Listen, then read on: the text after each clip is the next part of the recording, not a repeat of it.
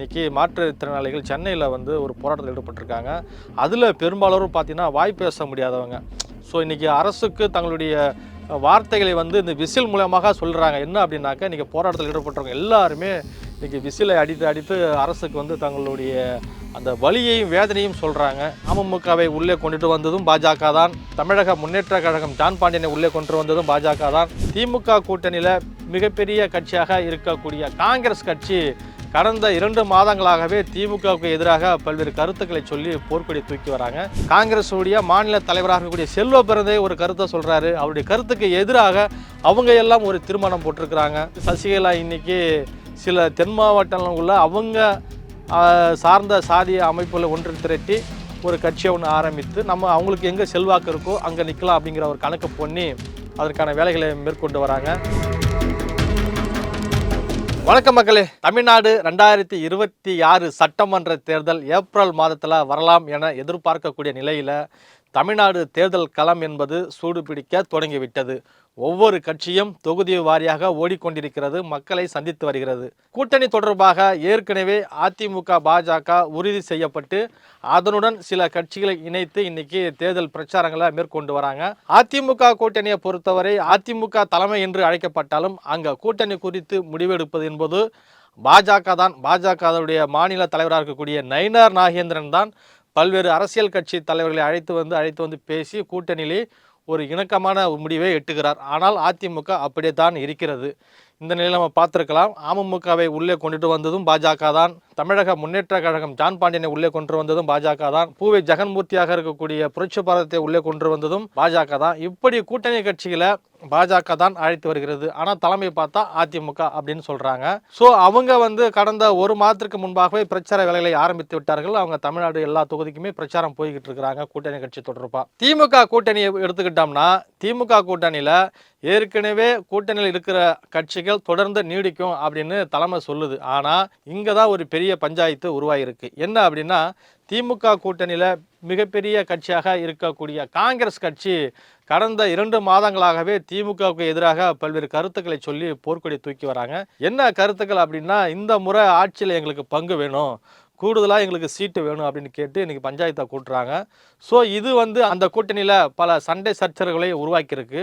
குறிப்பாக நம்ம விருதுநகர் மாவட்ட காங்கிரஸ் தொகுதி எம்பியாக இருக்கக்கூடிய மாணிக்கம் தாகூர் அவர்கள் தொடர்ந்து இந்த திமுகவுக்கு எதிராக பல்வேறு கருத்துக்களை பேசி வருகிறார். அந்த வகையில் நேற்று மதுரையில் நடந்த ஒரு கூட்டத்தில் ஒரு தீர்மானமே போட்டிருக்கிறாங்க. என்ன அப்படின்னா, திமுகவினர் இனி காங்கிரஸ் கட்சியவரை பார்த்து ஏதாவது தவறாக பேசினால் நாங்கள் திருப்பி அடிப்போம் அப்படின்னு இருக்காரு. என்னன்னா, நீங்கள் என்ன பேசினாலும் எங்களால் திருப்பி அதை பேச முடியும், நீங்கள் அடித்தால் நாங்கள் திருப்பி அடிப்போம் அப்படிங்கிற மாதிரி கருத்தை சொல்லியிருக்காரு.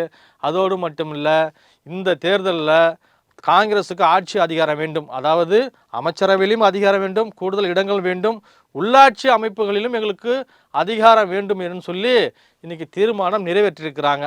இதுதான் இன்றைக்கி ஒரு சர்ச்சையை ஏற்படுத்தியிருக்கு. என்ன அப்படின்னா, காங்கிரஸுடைய மாநில தலைவராக இருக்கக்கூடிய செல்வ பிறந்தே ஒரு கருத்தை சொல்கிறாரு. அவருடைய கருத்துக்கு எதிராக அவங்க எல்லாம் ஒரு தீர்மானம் போட்டிருக்கிறாங்க.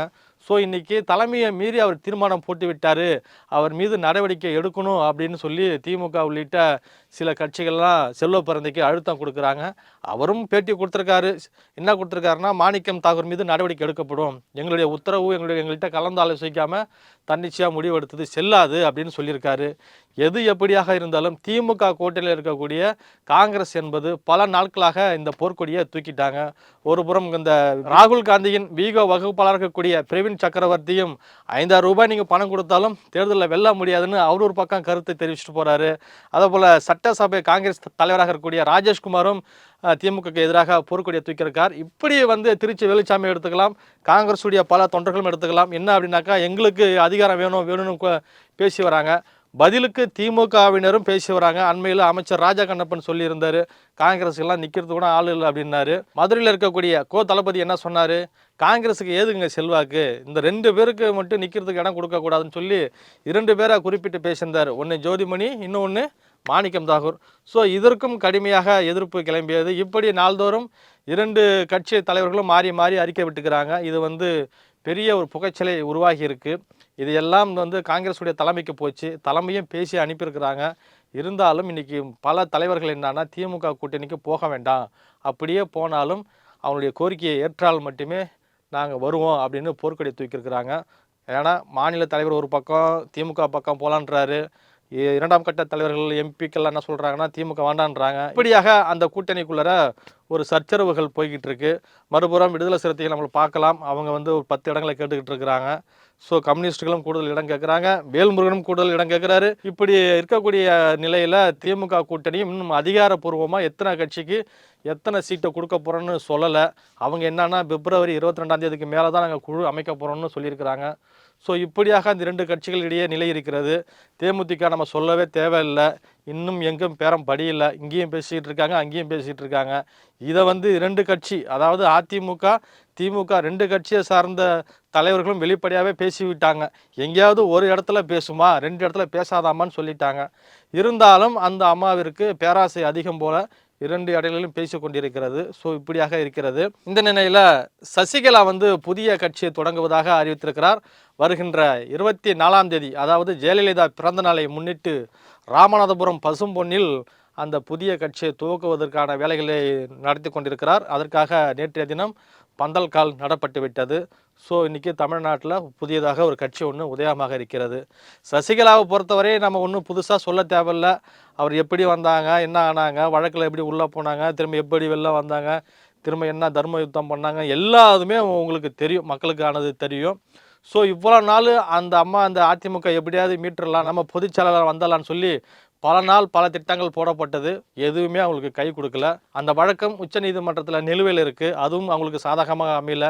எப்படியோ அதிமுக என்பது எடப்பாடி கிட்ட போயிடுச்சு. நம்மளுக்கு உறுதுணையாக இருந்த டிடிவி தினகரன், அதாவது அக்கா பையன், அவரும் இந்த பக்கம் வந்து இணைஞ்சிட்டாரு. ஸோ இப்படி அவர் கூட இருந்தவங்க எல்லாருமே பிரிஞ்சு போய் இன்றைக்கி வேற ஒரு கட்சியில் இணைஞ்சிட்டாங்க, வேற ஒரு இயக்கம் ஆரம்பிச்சிட்டாங்க. ஓபிஎஸ் நம்ம பார்க்கலாம், இன்றைக்கி தன்னந்தனியாக நின்று கொண்டிருக்கிறார். தை மாதம் வரட்டும்னாரு. தை முடிஞ்சு மாசி வந்துருச்சு, ஆனால் அவர் இன்னும் வரல.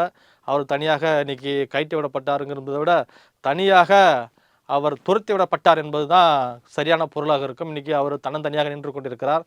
ஸோ இப்படி வந்து சசிகலா இன்றைக்கி சில தென் மாவட்டங்களில் அவங்க சார்ந்த சாதிய அமைப்புகளை ஒன்று திரட்டி ஒரு கட்சியை ஒன்று ஆரம்பித்து நம்ம அவங்களுக்கு எங்கே செல்வாக்கு இருக்கோ அங்கே நிற்கலாம் அப்படிங்கிற ஒரு கணக்கு பண்ணி அதற்கான வேலைகளை மேற்கொண்டு வராங்க.